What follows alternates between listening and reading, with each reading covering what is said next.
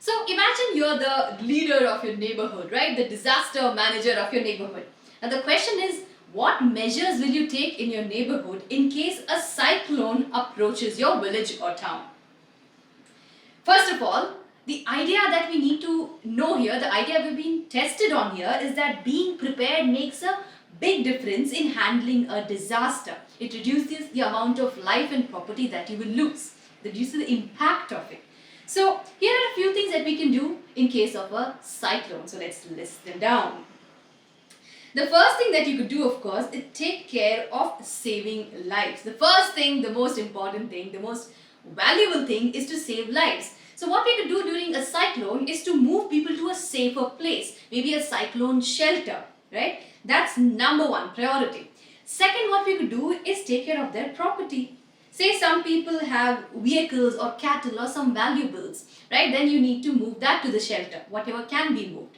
Number three, along with doing all those things, parallelly you also have to set up communication.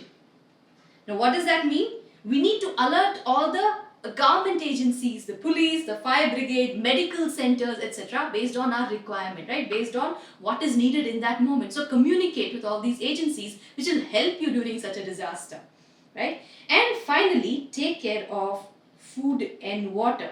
Basically, because you move to a cyclone shelter, you're not at home anymore. You're away from your resources. So you need to make sure you have some storage, some stock of all these things. So you have to store clean water and maybe some food in waterproof bags for use. Now, this could probably be a 3 to 4 mark question on a test. So you could give a brief explanation. If there are 3 marks, then maybe you can write 3 points depending on the number of bullet points that you're asked for. So here's the answer, right? In case of a cyclone, we can assist our neighbors with the following measures.